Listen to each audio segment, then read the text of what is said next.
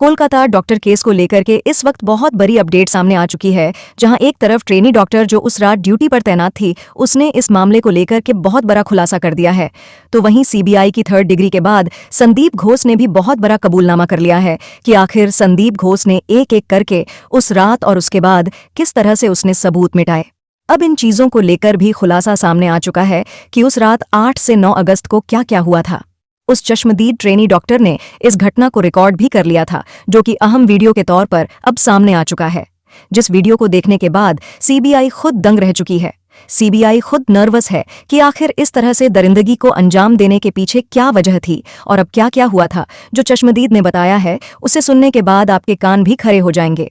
अब सबसे अहम खबर सामने आ चुकी है कि यह जो वारदात हुई थी वह कहाँ हुई थी। अब तक माना जा रहा था कि हॉस्पिटल के तहखाने में या फिर आर जेकर कॉलेज के उस सेमिनार हॉल में हुई थी, लेकिन यह वास्तव में घटना इन दोनों जगहों पर नहीं हुई थी। अब इस चीज को लेकर के जो चश्मदीद ने बताया है वह आगे हम आपको इस वीडियो में बताएंगे, और वह वीडियो भी दिखाएंगे जो कि इस वक्त सामने आ चुकी है अहम वीडियो के तौर पर हम। और इस वीडियो को देखने के बाद आप खुद निर्णय लेंगे कि इन दरिंदों के साथ क्या होना चाहिए। लेकिन उससे पहले डॉक्टर बिटिया के लिए चैनल को सब्सक्राइब कर लें और कमेंट बॉक्स में RIP रिप और वी वांट जस्टिस अगर अभी तक नहीं लिखे हैं तो सबसे पहले यह जरूर लिख दीजिए। इससे डॉक्टर बिटिया की आत्मा को शांति जरूर मिलेगी। दोस्तों, इस पूरे मामले में अब दरिंदों के नाम बढ़ चुके हैं। जी हाँ, इस पूरे मामले में सीबीआई ने उन लोगों की लिस्ट अब शामिल कर दी है। अब तक इस मामले को लेकर के कोई सबूत नहीं थे, लेकिन अब जो उस रात यानी कि 8 से 9 अगस्त की रात ड्यूटी पर तैनात जो महिला नर्स थी, उसने जो खुलासा किया है उसके बाद अब सबके नाम सामने आ चुके हैं। और किस तरह से इस हैवानियत को अंजाम दिया गया है वह भी एक एक करके उसने बताया है। उसने क्या क्या देखा था और उसने क्या क्या रिकॉर्ड किया है, वह सब कुछ अब सामने आ चुका है। और इसके साथ ही 3 नए लोगों को इस मामले में सीबीआई ने गिरफ्तार कर लिया है। आपको बता दें कि इस गिरफ्तारी के साथ ही अब इस मामले को लेकर के कई चीजें साफ हो चुकी हैं। तो वहीं इस खबर के आने के साथ ही अब संदीप घोष की जान अटकती हुई दिखाई दे रही है, क्योंकि संदीप घोष इस मामले में बुरी तरीके से फंस चुके हैं। और इस मामले को लेकर के आरोपी संजय रॉय, जिसे अब तक सबसे अहम गुनहगार समझा जा रहा था, वास्तव में वह अहम गुनहगार नहीं है, यह बात भी साफ हो चुकी है। तो क्या है पूरी खबर, अब बताएंगे आपको एक एक करके। लेकिन उससे पहले अगर अभी तक आपने इस क्राइम को नहीं समझा है तो सबसे पहले यह क्रम आपके लिए बहुत जरूरी है कि आखिर कौन सी वारदात किस समय पर हुई है। इसको जब आप जोर पाएंगे तभी इस पूरे वारदात में कौन आखिर जिम्मेदार है वह समझ पाएंगे। दोस्तों, जब ट्रेनी डॉक्टर ने वहां पर बताया कि हम जब वहां पर पहुंचे तो हमारी ड्यूटी 8 बजे से शुरू हो रही थी, यानी कि हम 2 लोग थे, और उन्होंने कहा कि हमारी ड्यूटी अलग अलग फ्लोर पर होने की वजह से उनकी साथी नीचे रह गई और वह अपनी 3rd फ्लोर पर ड्यूटी में पहुंच गई थी। और जब वहां पर लगभग 8:30 बजे के आसपास का टाइम रहा होगा तो वहां पर उन्होंने ट्रेनी डॉक्टर को देखा। वह ट्रेनी डॉक्टर के ड्रेस में थे, जिससे उन्होंने कहा कि आखिर आप कहाँ जा रहे हैं। तो उन्होंने कहा कि एक पेशेंट का इलाज करते समय उनके कोट में कुछ छींट आ गई है, जिसे वह अब नहाने जा रहे हैं। अब वह किस बाथरूम को यूज करते हैं, जो कि सेमिनार हॉल के जस्ट बगल हुआ बाथरूम था।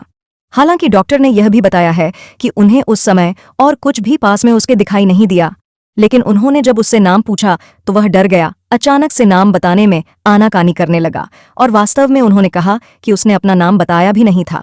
और उन्होंने यह भी कहा कि उन्होंने उसे इससे पहले कभी भी हॉस्पिटल में कभी देखा ही नहीं था, यानी कि वो पहली बार ही हॉस्पिटल में उसे देखा गया था। यानी कि इससे पहले वह ना तो हॉस्पिटल का मेंबर था और ना ही हॉस्पिटल में उसके बाद उसे कभी देखा गया। उन्होंने कहा कि जब वह अंदर गया तो वह काफी देर तक बाथरूम के अंदर था और वह नहाता रहा। हालांकि उन्होंने यह भी कहा कि उसके साथ 2 और लोग थे, और इस पूरे वारदात के बीच उन्होंने कहा कि एक जो लाइब्रेरी है वहां से जुड़े हुए मेडिकल वाली एक इमरजेंसी वार्ड के लिए जहां दवाई रखी जाती है, वहां पर 2 लोगों को जाते हुए देखा था। जहां पर उन्होंने पूछा क्या है, उन्होंने बोला RPC के लिए वो अपनी जो इक्विपमेंट है वो लेने जा रहे हैं। हालांकि उन्होंने यह भी नहीं पूछा कि वहां पर वो जा क्यों रहे हैं, और इससे पहले उन्होंने कभी ऐसा किया है, क्योंकि उन्होंने कहा यह सब चीजें एक सीनियर डॉक्टर के देखरेख में होती हैं। लेकिन उस समय वहां पर सिर्फ 2 ही लोग दिखाई दिए। लेकिन अब जब यह मामले को लेकर के बात सामने आई तो उन्होंने बताया कि उन्होंने साथ कोई सीनियर डॉक्टर ना तो मौजूद था और ना ही उस हॉस्पिटल में उसके बाद उन्होंने किसी और ने देखा था, यानी कि उनके साथ कोई ना कोई नर्स मौजूद रही होगी। अगर वह यह काम करने गए थे किसी पेशेंट के साथ तो वहां पर कोई ना कोई नर्स जरूर रहनी चाहिए थी, लेकिन वहां पर वास्तव में उनके साथ कोई नर्स थी ही नहीं, क्योंकि हॉस्पिटल के अंदर की किसी भी नर्स ने इस बात का जिक्र ही नहीं किया, और ना ही जिस रूम नंबर को लेकर के चर्चा हुई थी उस रूम नंबर में ऐसा कोई भी इलाज नहीं किया गया था। अब इस बात को लेकर के संशय यहाँ बैठ जाता है कि आखिर वो 3 लोग कौन थे। लेकिन अब इस सबके बीच सबसे अहम चीज सामने ये आती है कि अगले ही दिन जब इस मामले को लेकर के सबको खबर चलती है तो पता चलता है कि यह सब कुछ वारदात हो चुकी है डॉक्टर बिटिया के साथ। इसके बाद से ही हॉस्पिटल के गेट खुले थे और वहां पर जो ड्यूटी पर तैनात सिपाही थे, यानी कि वहां पर वॉचमैन थे, उन्हें कुछ भी निर्देश नहीं दिए गए कि किससे अंदर आने देना है, किसे नहीं अंदर आने देना है, बल्कि सभी के लिए उसे भंडारे की तरह खोल दिया गया। जबकि ऐसी वारदात के बाद किसी को भी एंट्री देने से पहले उसकी आईडी कार्ड चेक करना था, लेकिन ऐसा कुछ भी नहीं हुआ और जानबूझ करके वहां सबूतों को टेम्पर किया गया। अब सीबीआई ने इस मामले को लेकर के बहुत बड़ा खुलासा और कर दिया है। सीबीआई ने कहा है कि इस मामले में अभी तक आरोपी संजय राय को निशाना साधा जा रहा था, लेकिन जो अब रिपोर्ट आई है, पोस्टमार्टम रिपोर्ट, उसमें साफ कर दिया गया है कि कई चीजें गलत तरीके से छुई गई थीं और कई चीजों की जांच में बिल्कुल सटीकता नहीं पाई गई है। इतना ही नहीं, उस रिपोर्ट के दौरान यह भी कहा गया है कि कई चीजों की टाइमिंग जो सटीक रूप से लिखी होनी चाहिए वह भी सही नहीं है। ऐसे में सीबीआई ने इस पूरी रिपोर्ट को ही जांच के दायरे में ला दिया है।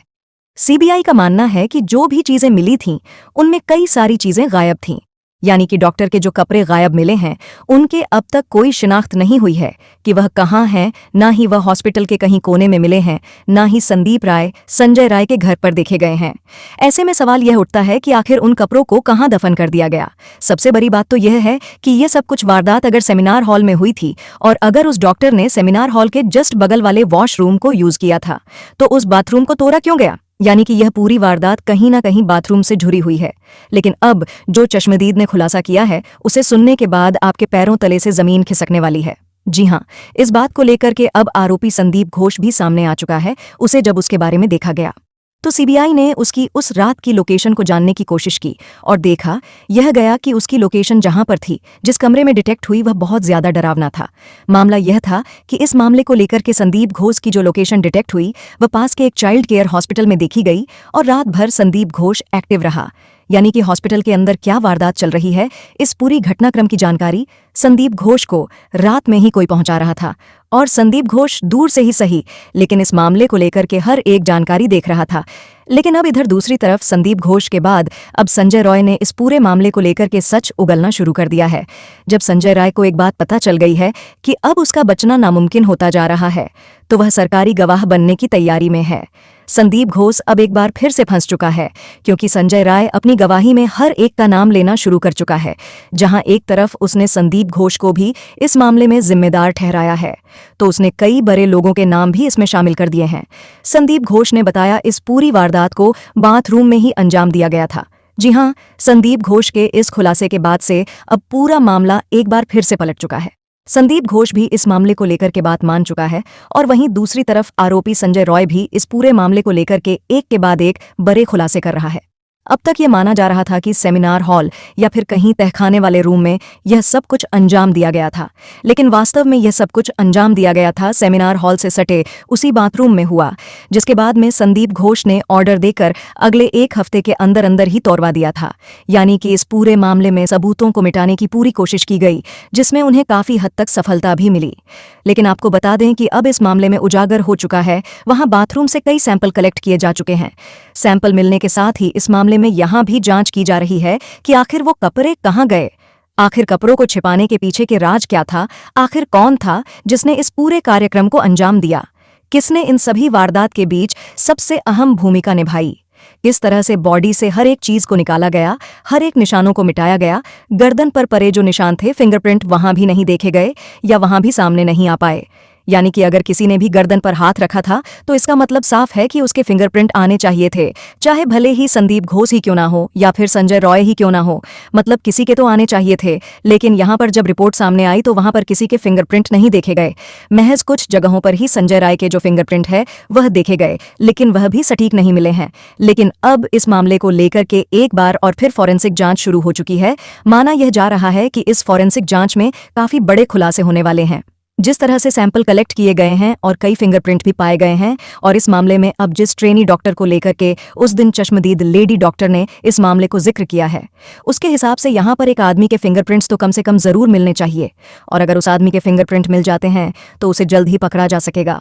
और इस मामले को लेकर के सबसे अहम गुत्थी के रूप में वही ट्रेनी डॉक्टर के रूप में जो आदमी आया था वही है, और इसे अब तक कोई भी आइडेंटिफिकेशन कैमरे में वह रिकॉर्ड हुआ है और ना ही किसी और कैमरे में उसे देखा गया है। ऐसे में वह आदमी कहां से आया और कहां चला गया इस पूरी वारदात के बाद यह किसी को नहीं पता। लेकिन अब मामला यह सामने आता है कि आखिर वह आदमी गया तो कहां गया।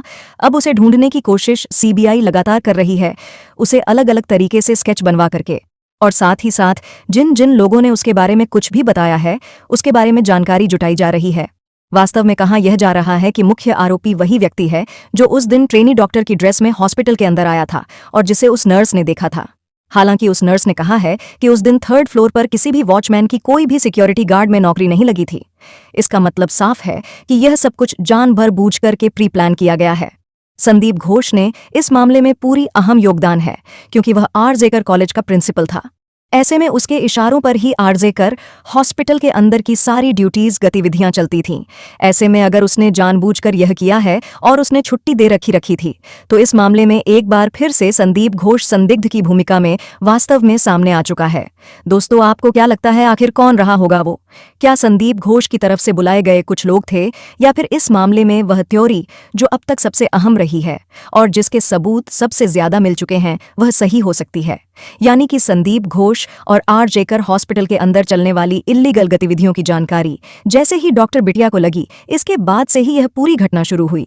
उसकी रात में 26 घंटे डॉक्टर बिटिया की ड्यूटी लगाई जाती थी, जिससे वह थक हार करके कहीं भी सो जाती थी, और इसी सोने के बीच उसे इस पूरे मामले से जानकारी बाहर न आ सके। इस वजह से इस पूरे घटनाक्रम को शेड्यूल्ड किया गया, और जिस तरह से शेड्यूल किया गया उससे पहले एक दिन पहले ही डॉक्टर बिटिया की गाड़ी को खत्म कर दिया जाता है, यानी कि तैयारी 8 और 9 अगस्त को नहीं बल्कि 7 और 8 अगस्त की रात से ही शुरू हो चुकी थी, और इसके अहम सबूत भी अब सीबीआई के हाथों लग चुके हैं। आपको क्या लगता है, इस मामले में कोई बचेगा, या फिर इस मामले में सबको फंसना बहुत जरूरी है? और अगर इस मामले में हर आरोपी फंसता है तो उसकी क्या क्या सजाएं होनी चाहिए? आप कमेंट बॉक्स में कमेंट करके जरूर बताइएगा कि आखिर उन्हें क्या सजा मिलनी चाहिए। साथ ही साथ डॉक्टर बिटिया की आत्मा की शांति के लिए RIP और कमेंट बॉक्स में वी वांट जस्टिस लिखना बिल्कुल भी मत भूलिए। जय हिंद दोस्तों।